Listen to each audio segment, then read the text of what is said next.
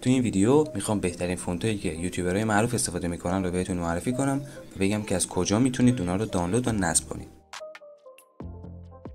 یوتیوبر اولمون کومانه که تو ویدیو قبلیمون یکی از تامنیلاشو طراحی کردم. اگه بخواید میتونید برید ویدیوشو ببینید. کومان تو تامنیلاش از فونت دیجی کرافت استفاده میکنه. نفر بعدی میاپلیزه که تامنیلاش ساده و باحاله و فکر کنم خودش طراحی میکنه. میا تو تامنیلش از فونت فرناز استفاده میکنه. نفر بعدی ویتو پارسایی که جدیداً ترکونده و تو کمتر از 1 سال به 100,000 سابسکرایبر رسیده. ویتو تو تامنیلاش از فونت انجمن و بهمن استفاده میکنه. یوتیوبر بعدی فرشاد سایلنته که تامنیلاش واقعا باحاله. فرشاد تو تامنیلاش از فونت کولاک استفاده میکنه. یوتیوبر بعدی سعید والکووره که فکر کنم تامنیلاشو خودش با گوشی طراحی میکنه و تو تامنیلاش از فونت گرافیک استفاده میکنه. نفر بعدی آریا کوکسره که زیاد از متن استفاده نمیکنه و این فونتی که الان میبینید فونت پیدا هستش. یوتیوبر بعدی تاکسیک گرله که تو تامنیلاش از فونت کولاک استفاده میکنه. نفر بعدی سویل سولباه که هم ویدیوهاش باحاله واقعا، هم تامنیلاش و تو تامنیلاش از فونت دیجی کرافت استفاده میکنه.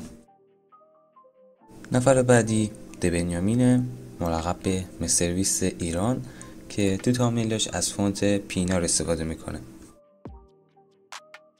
یوتیوبر بعدیمون سوگنگه که تامنیلاش واقعا جذاب و باحاله و تو تامنیلاش هم از فونت کولاک استفاده میکنه. نفر بعدی سویل پرنکه که واقعا دوربین مخفیه که میسازه با کیفیت و خفنه و توی تامنیلاش هم از فونت گرافیک استفاده میکنه. نفر بعدیمون هامی امه که تامنیلاش واقعا با کیفیته و توی تامنیلاش از فونت کولاک استفاده میکنه. یوتیوبر بعدیمون پوتکه که توی تامنیلاش از فونت کولاک استفاده میکنه. یوتیوبر بعدیمون کسی نیست جز اشکان که توی تامنیلاش از فونت گرافیک استفاده میکنه. یوتیوبر بعدی متعلی یا متعلیه که از فونت کولاک استفاده میکنه. و میرسیم به آخرین نفر که کانال اسکیلویده و توی تامنیلش بیشتر از فونت انجمن و پینار استفاده میکنه. حالا بریم بهتون بگم که از کجا میتونید این فونت ها رو دانلود و نصب کنید. البته بیشتر اون فونت هایی که دیدین پولی ان و فقط شما میتونید فونت های رایگان رو از اینجا دانلود کنید.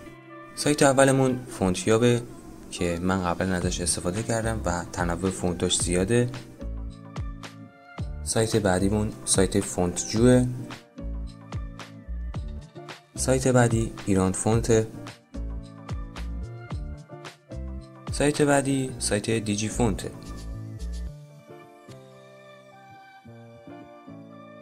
حالا بریم بهتون بگم که چجوری میتونید روی سیستم و گوشیتون اونا رو نصب کنید.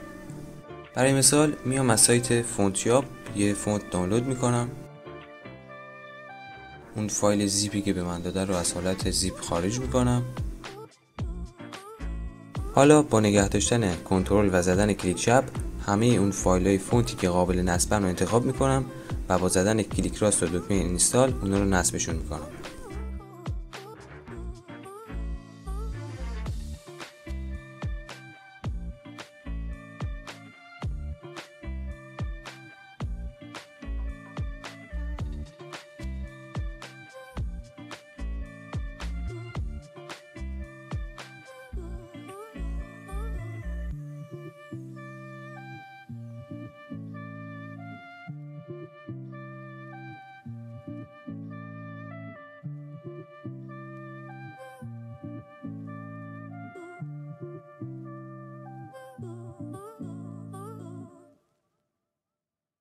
تو ادامه ویدیو هم بهتون میگم که چطور میتونید همین فونت رو گوشیتون نصب کنید.